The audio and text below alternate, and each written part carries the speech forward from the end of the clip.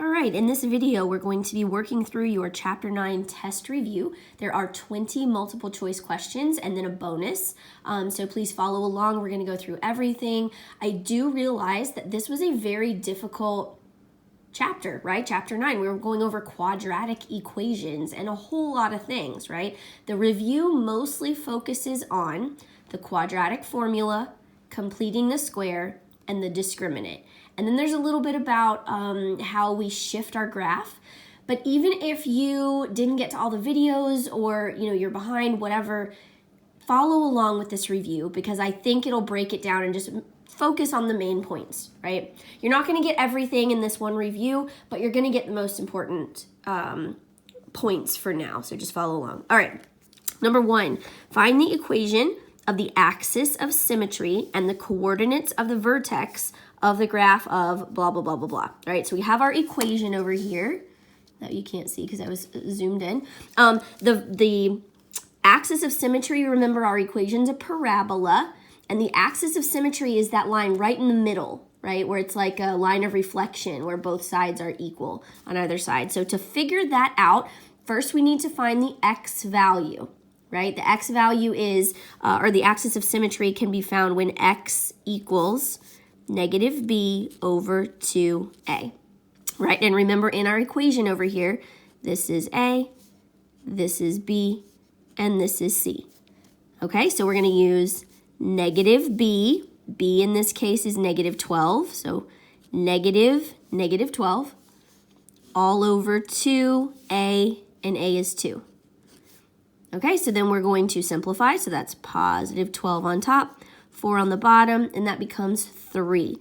So our x value, or our axis of symmetry along the x-axis, is at 3, when x is 3. That's our axis of symmetry. To figure out the vertex is always on the axis of symmetry. So your x value of your vertex is the axis of symmetry, is 3.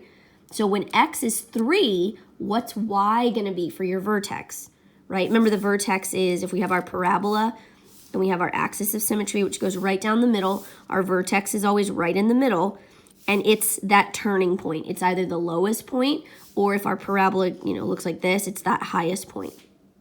So we found our x value, the axis of symmetry. Now we need to figure out how high or how low it is, so we got to figure out y. So all we're going to do is plug in 3 for x back into our equation. So I'm going to have y equals 2 times 3 squared minus 12 times 3 plus 6. Okay, so that's 2 times 9 minus 36 plus 6. 2 times 9 is 18. Let me move this. 18 minus 36 plus 6. 18 minus 36 is negative 18. Negative 18 plus 6 is negative 12. Right? So we've got our x value, which is 3. That's our axis of symmetry. And our y value is negative 12. So over here in our answer choices, the x-axis is at negative 3. So we want to rule out these positive 3 guys. I'm sorry, I just did the totally wrong thing. Our x-axis is at positive 3. So we're going to rule out the negative 3 guys. These guys are wrong. These guys are okay. Positive 3, great. And we want to find the one where y is negative 12. That's a B. Sorry, I jumped the gun on that. So the correct answer for 1 is B. Number 2, how is the graph of g of x equal? Okay, so for this equation, x squared minus 3, how is it related to this equation, which is just x squared? Okay, so remember we touched on a little bit how equations affect the graph of the equation. Our basic equation, our basic parabola is x squared, right? On a coordinate graph, I don't have any numbers or anything, but if it's x squared, it's always going to be here at the origin, and it's not going to be super skinny, it's not going to be super fat, it's just going to kind of be in somewhere in the middle. Our parabola is going to look like this, right? If I tack something onto the end of it, so if I had x squared plus 4, that's going to shift my parabola up 4. So I go up, let me get a different color pen, up 1, 2, 3, 4, and now this dot right here is going to be up here, and everything else is going to be exactly the same. It's going to be the exact same graph. I just shifted it up 4, right? Remember, if I change something in front of the squared, so if I had x plus 4 squared, that plus 4 is here, it's going to shift my graph side to side. But when I don't touch x squared and I just tack something onto the end after it, it shifts it up or down. So for this one, this equation is what we start with. This is shifted down 3 units. How is the graph of this related to the graph of this? It's translated down 3 units, A. Okay, number 3. Solve each equation using the quadratic formula, round to the nearest tenth if necessary. Okay, so for the quadratic formula, remember that is negative b plus or minus the square root of b squared minus 4ac all over 2a. You do not have to memorize that yet. Will they give it to you on your EOC? No, they will not. So if you need to know that, you will need to memorize it by the time we get to the EOC. But for this test, you do not, okay? You just need to know how to use it. So write it down somewhere, right? Have it in front of you when you're taking your test and just know what to plug in. All right, so for this equation, this is A, 3 is A, negative 11 is B, and negative 4 is C. So we're just going to plug in A, B, and C into the correct spot over here, right? And this is our solution to our quadratic. The solution to a quadratic equation is whatever x is when y is 0, okay? So since this is equal, this whole thing is equal to 0, we're going to plug in these numbers to the quadratic formula, and that's going to give us our solution for x. So really, this is x equals all of this. I know that's confusing. Don't try and understand it. Just this is what it is. Solution, use the formula. Okay. So we've got negative b is negative 11, plus or minus the square root of b squared minus 4 times a times c all over 2a. And now we just have to simplify that, right? So I've got positive 11 plus or minus the square root of negative 11 times negative 11 is positive 121 minus 4 times 3 is 12. 12 times negative 4 is negative 48.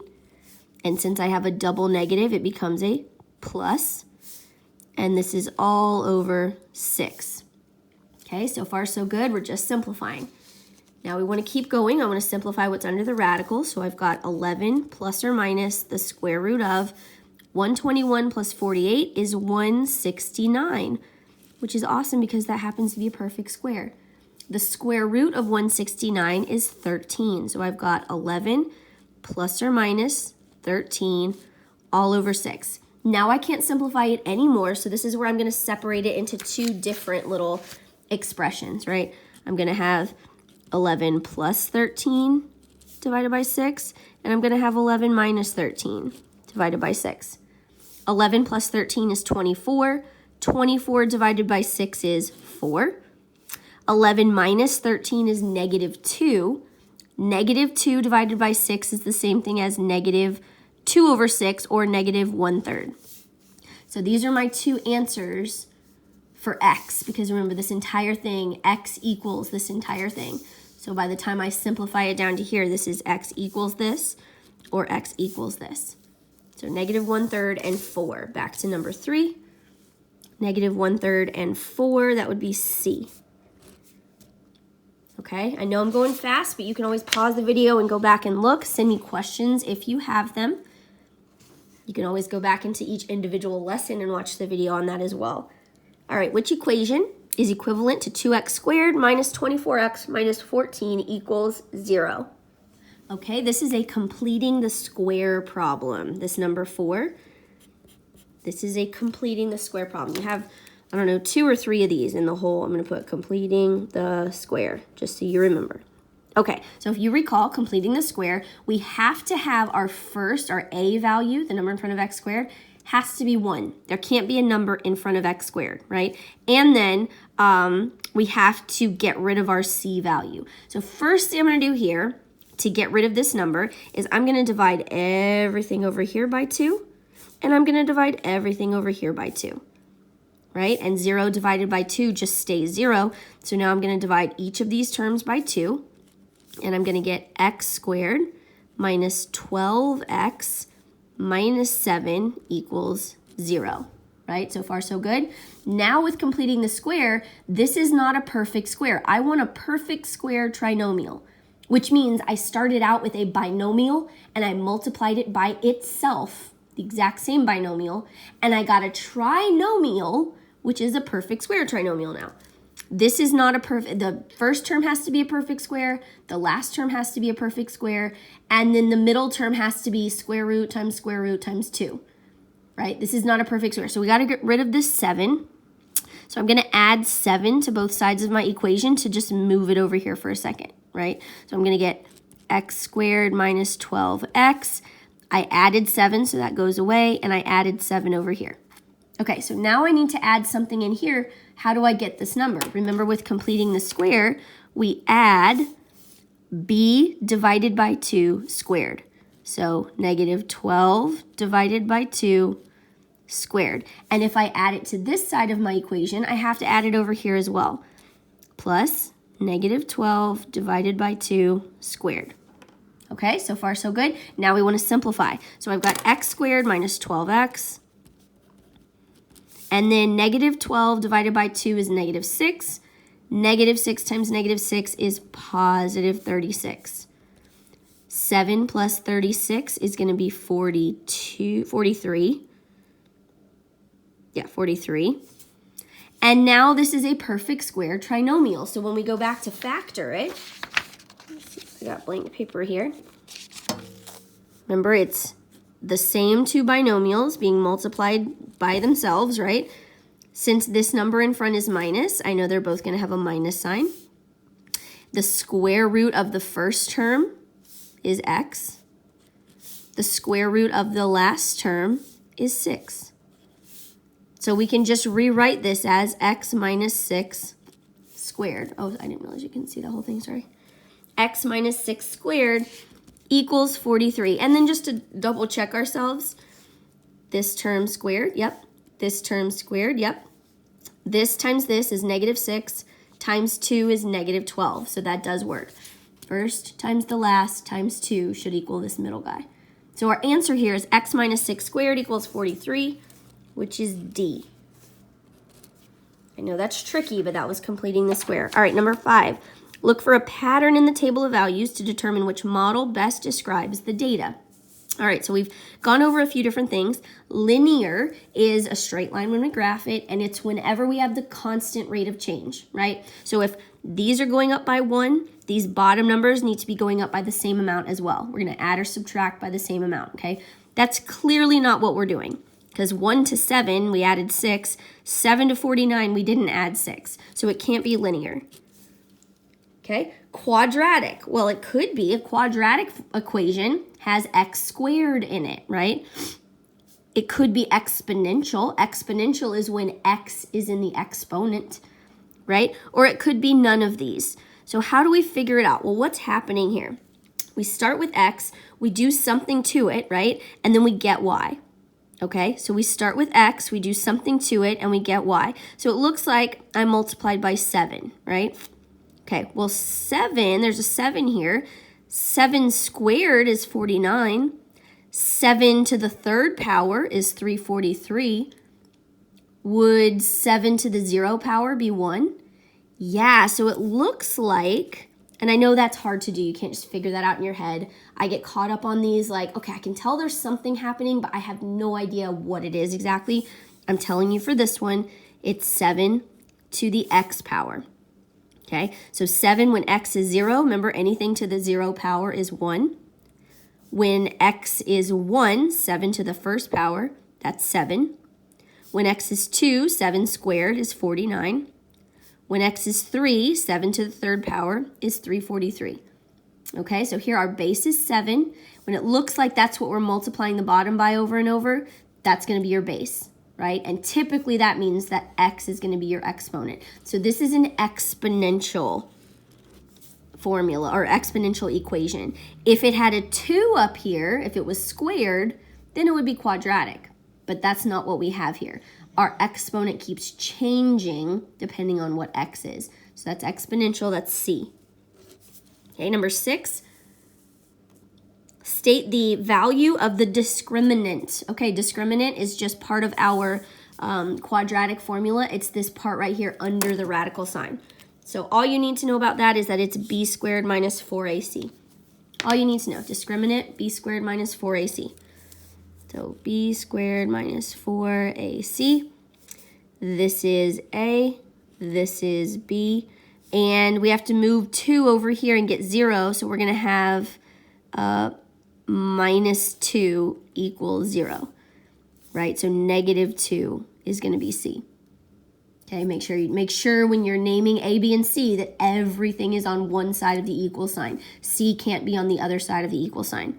So we moved everything over. We got our a, b, and c. Now we just plug it in.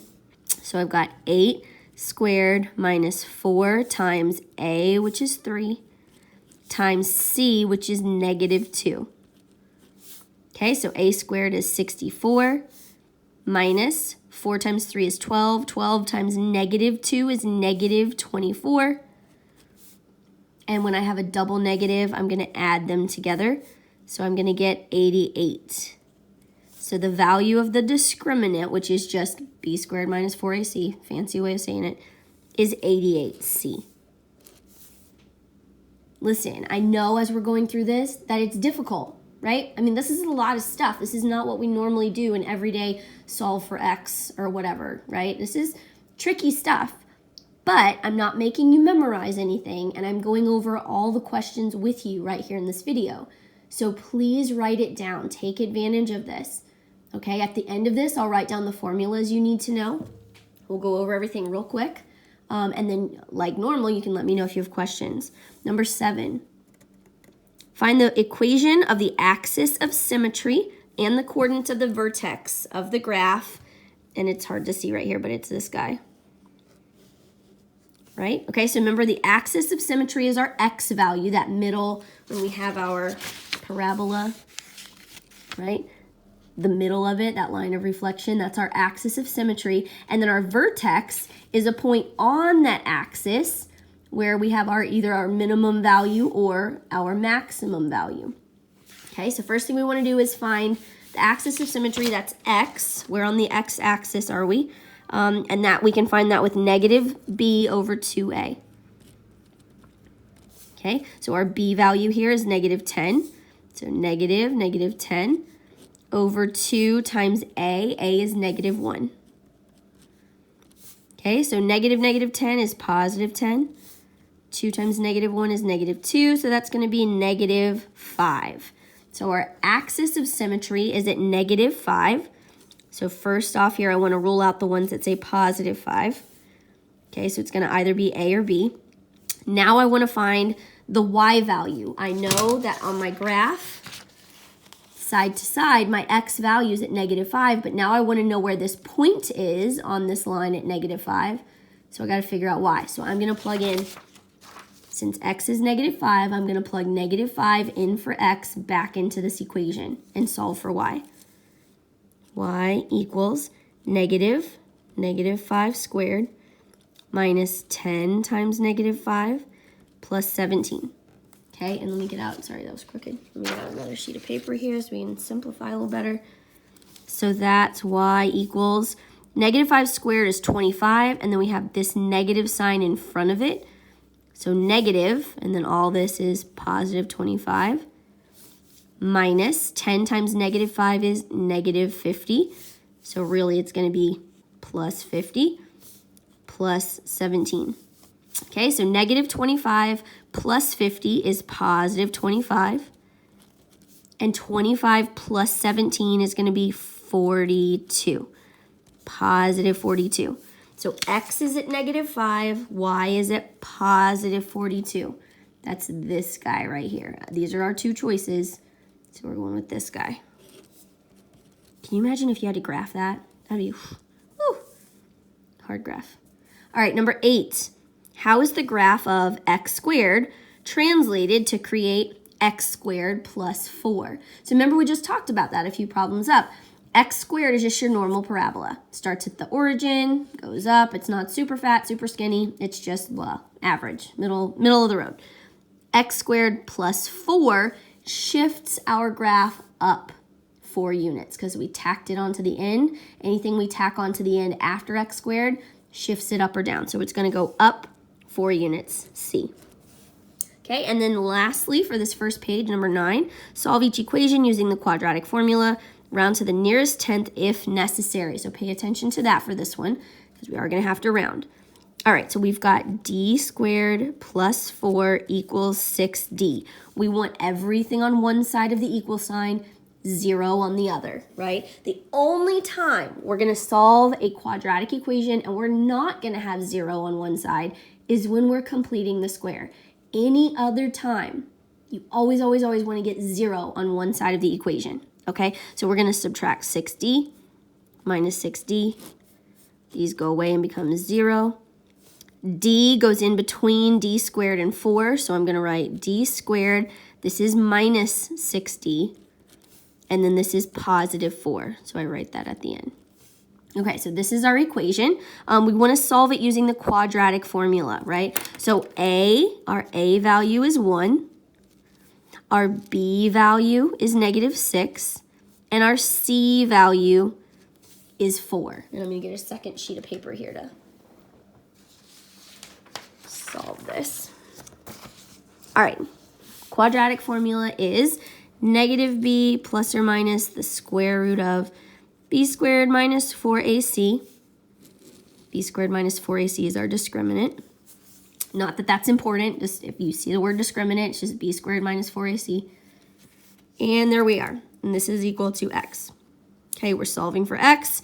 The solution to a quadratic is whatever x is, so this is it. All right, so -6. There's still a negative in the formula, so no matter what b is, there's a negative sign out front of it.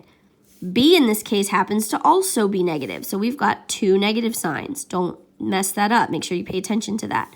Plus or minus the square root of b squared minus 4 times a times c all over 2a. Okay, so far so good. Now we're just going to keep simplifying.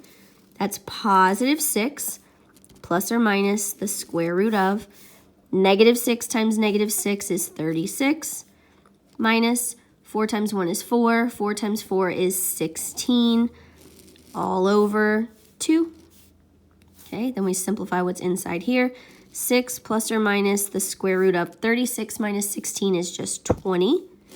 So now I know that I'm going to get a decimal because I'm taking the square root of 20, and 20 is not a perfect square, right? I can't multiply a plain integer by itself and get 20. It's going to be some weird decimal.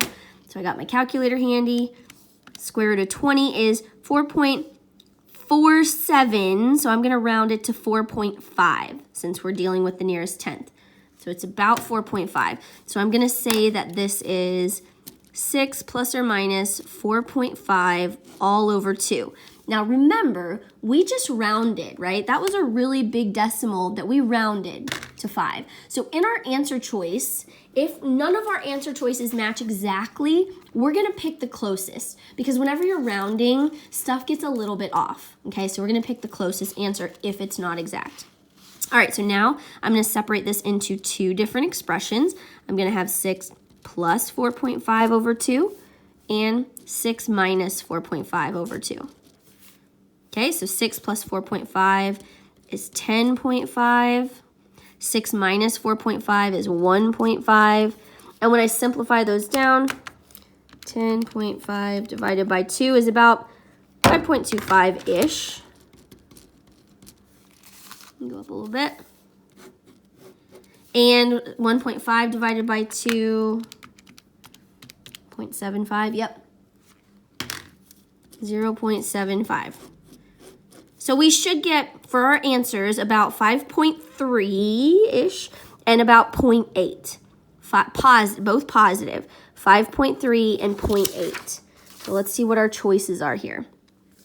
These are both negative. Now I don't have any 5.3s. My answer I got was 5.2 after I had already rounded the 4.5, right?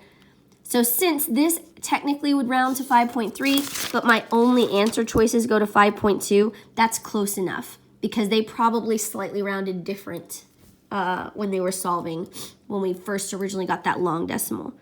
Okay, so I want positive 5.2, positive 0.8. So these are out. I'll go back to my red pen. These are negative. I don't want negative. So these are positive. Positive 0.8, positive 5.2. That's the closest. Okay, video page 2 up next.